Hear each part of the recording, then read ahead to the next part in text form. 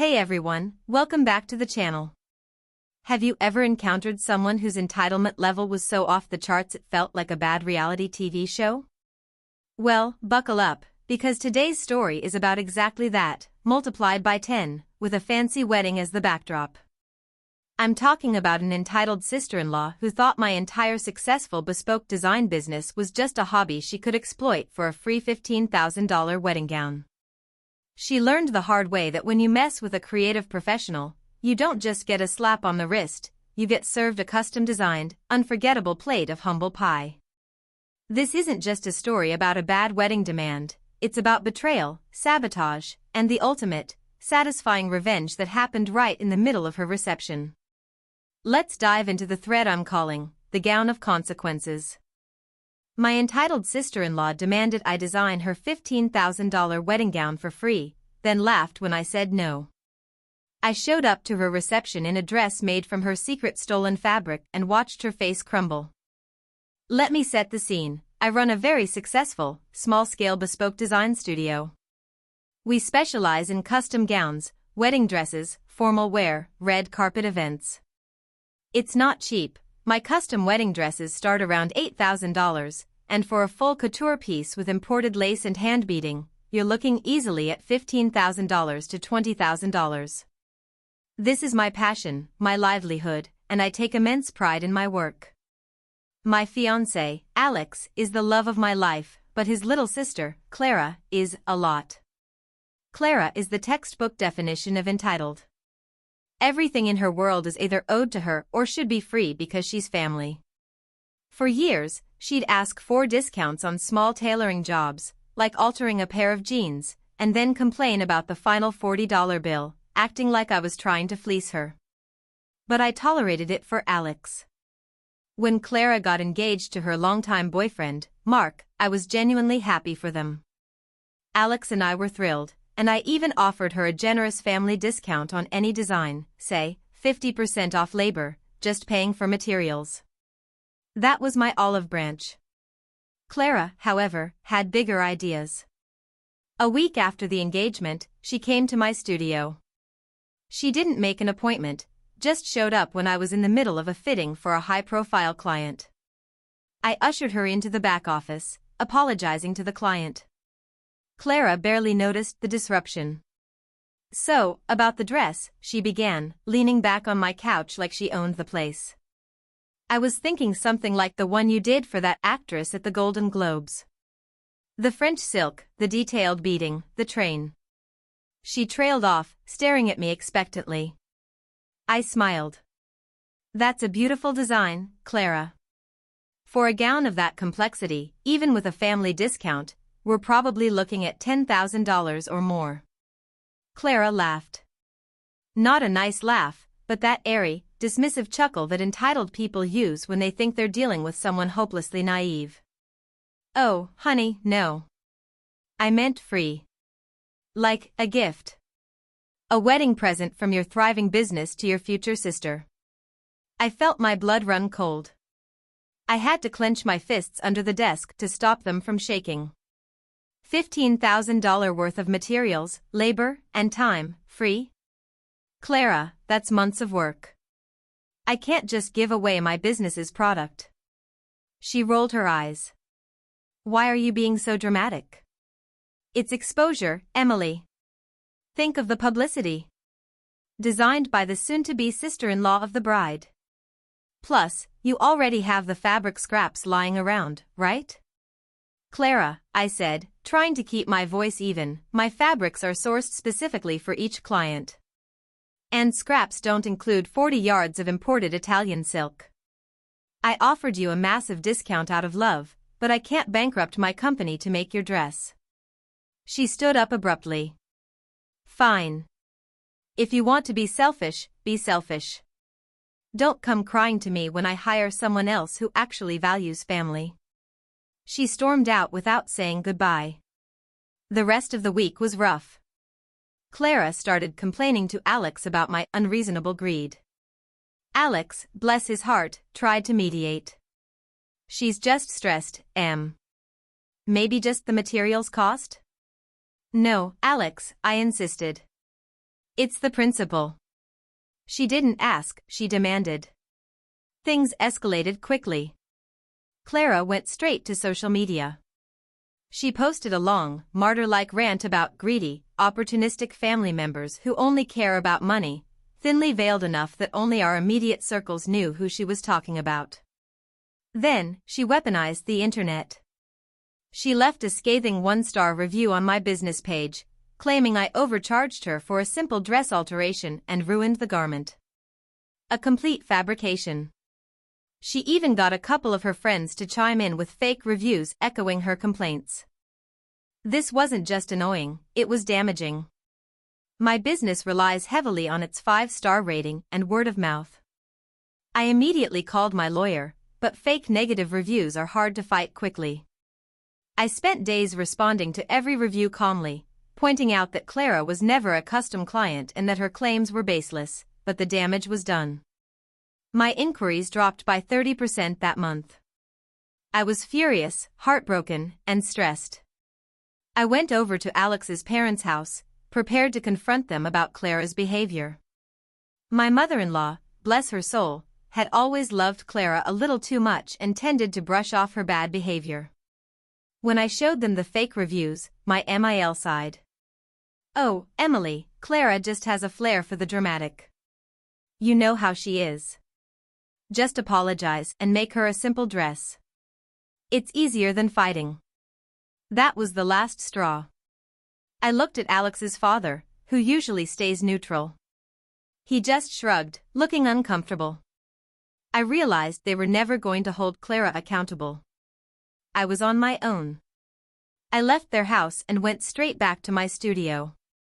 I wasn't just going to fight the reviews, I was going to deliver a consequence so precise and so public that Clara would never try to sabotage me again. I started digging. I used my network, and believe me, in the high-end fashion world, everyone knows everyone. I reached out to my fabric supplier in Italy, Marco. I told him Clara's story and asked if she had perhaps tried to contact him directly. Marco laughed. "Oh, yes. I almost forgot. A few weeks ago, she called here asking for a swatch of the French Alissa lace, the expensive one, the kind you buy for the $15,000 gowns. She said she was Emily's new assistant and needed it for inspiration, but she didn't know the account number." Marco, knowing my security protocols, had already flagged it as suspicious. That was odd, but not definitive. Then Marco mentioned something else. She also asked about that custom dye lot of periwinkle silk taffeta. You know, the one you ordered for that museum gala dress last year? The one where we only produced 50 yards, and you bought 48? My blood ran cold. I hadn't used that fabric yet. It was sitting in a secure, climate-controlled cabinet in my studio, a gorgeous, unique color that was impossible to reproduce. I checked my inventory as soon as I hung up. The bolt was there, secured. But wait. When I checked the inventory log, the number was off. I'd ordered 48 yards. The log now showed 46. 2 yards of custom, irreplaceable $300 per yard silk was missing. I didn't panic. I checked the security camera footage from the studio access corridor. Since Clara was family, she had occasionally been given a temp code to drop something off for Alex. I tracked the date Marco mentioned. And there she was. Clara, late one evening, letting herself in, spending 5 minutes in the storage room, and leaving with a suspiciously flat garment bag. She had stolen fabric for her own dress, or worse, planned to use it as leverage, claiming I'd gifted it to her. Now I didn't just have entitlement, I had theft, fraud, and business sabotage. And I had the perfect weapon. I immediately called Alex and told him I had decided to forgive Clara for the reviews and wanted to show up at the wedding looking my absolute best. Alex, relieved, praised me for being the bigger person. He had no idea what I was planning. The next few weeks, I was a woman obsessed. I started designing a dress for myself. It wasn't going to be a simple cocktail dress. It was going to be a statement. And the centerpiece? The remaining 46 yards of that one-of-a-kind periwinkle silk taffeta. I designed a floor-length, bias-cut, open-back gown, minimalist, elegant, and designed specifically to highlight the unique, impossible-to-replicate color of the silk. It was stunning. It was art. It was everything Clara had demanded for herself, but better. And it carried a secret message only she and I would understand. I didn't stop there. I found the fabric sample Clara had bought for her actual dress, a cheap, shiny polyester imitation of the French silk she'd wanted, probably bought online. It was already a disaster waiting to happen. I made sure to spread the word amongst my designer friends attending the wedding that I was wearing an exclusive new piece using a private reserve silk. The wedding day arrived. I felt like I was going to a battle, not a celebration. I helped Alex get ready, and he looked handsome, blissfully unaware of the financial and emotional warfare that was about to unfold. We arrived at the venue, a gorgeous upscale resort. Clara, in her cheap imitation dress, looked stressed and slightly shiny in the polyester. She tried to give me a sickly sweet smile, but her eyes held a warning. I smiled back, radiating calm confidence. The ceremony was fine, but the reception was where the action was. As Alex and I walked into the ballroom, everyone stopped. My dress, that beautiful, perfectly structured periwinkle gown, caught every light. People flocked to me, gushing over the color and the cut. "Emily, that silk. Where did you find that color?" Mark's mother asked, running her hand over the fabric. "It's a private reserve," I said sweetly. "A special dye lot I commissioned last year. Impossible to replicate." Clara saw me from across the room. Her face went from confused to furious in about 3 seconds. She marched over, dragging Mark behind her. Her own dress, under the harsh ballroom lights, looked exactly as cheap as it was. "What are you wearing?" she hissed, ignoring Alex and Mark completely. "Oh, this old thing?" I gestured vaguely at the $12,000 piece of art I was wearing. "It's my new favorite. Custom taffeta, just finished it." "That color, that's the silk I wanted," Clara whispered fiercely. "How did you get that?" "Well, I paid for it," I said, a smile tightening on my lips. "It's the very last of the batch, actually. I used almost all 48 yards for this gown." I paused, letting my eyes drop pointedly to her dress. "It's a shame you didn't manage to get enough for your own design. You could have saved some money if you hadn't, say, taken 2 yards off the bolt 6 months ago." Clara froze. The color drained from her face, leaving her foundation a patchy mask. I don't know what you're talking about." She was stumbling over her words, clearly panicked. Mark and Alex exchanged confused glances. "Oh, I think you do," I said, keeping my voice low and conversational, but ensuring the small circle of onlookers could hear every word.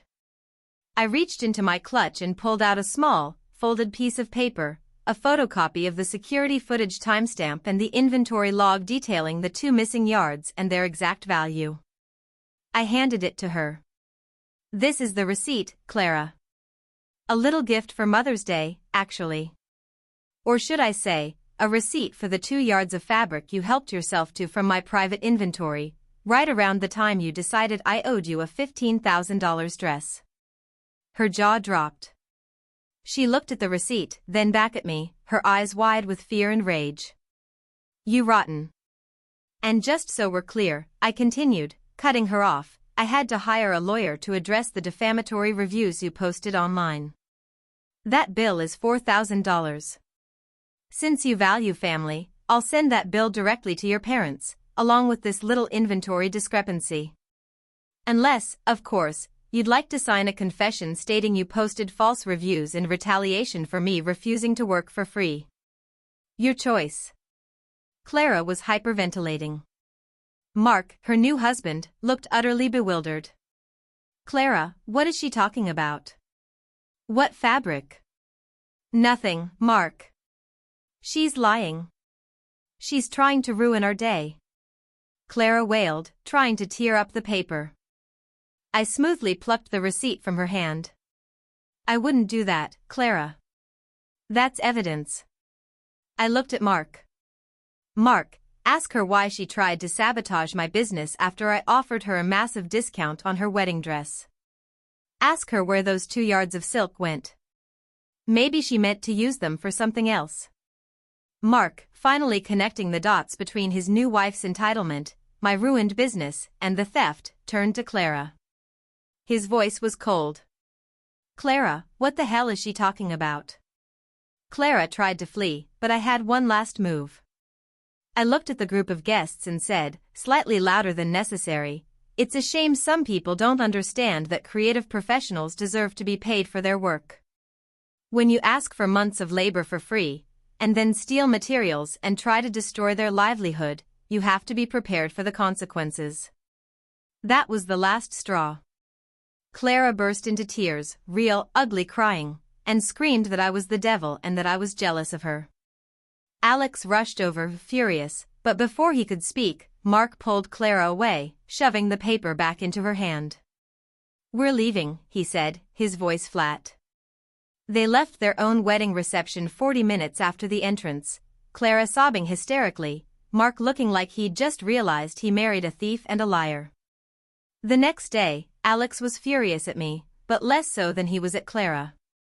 He saw the security footage, he read the reviews, and he was forced to confront the truth. His sister was a malicious, entitled thief. It took a week for the dust to settle. Alex forced Clara to delete all her fake reviews and post a lukewarm apology, which she did, under duress. Alex's parents were horrified, not because of the theft, but because the whole thing became public knowledge. My lawyer sent the bill for the defamation to my in-laws, and they paid it immediately to stop any further conversation. Clara and Mark's marriage started on shaky ground. The theft and the subsequent humiliation exposed Clara's true character to Mark and his family, who were appalled. As for me? The story of the silk taffeta revenge dress went viral in my local industry circles. My business exploded. People loved the drama and appreciated that I stood up for myself and my pricing. I ended up getting 3 new high-end clients directly because of the attention. I never did file a police report over the 2 yards of stolen fabric. That $600 worth of silk had served its purpose. It was the material for the greatest, most satisfying receipt I have ever issued. Wow. Just wow. The sheer audacity of Clara is stunning, but Emily's methodical and deeply personal revenge? Absolutely brilliant. She didn't just win, she turned Clara's malice into marketing gold. Now, the big question, do you think Emily was justified in using the stolen fabric to create a dress that publicly humiliated Clara? Or was that level of public shaming too much, even for an entitled thief? Let me know your thoughts down in the comments. If you enjoyed this incredible story of creative revenge, please hit that like button, subscribe to the channel, and ring the notification bell so you never miss another video. See you in the next one.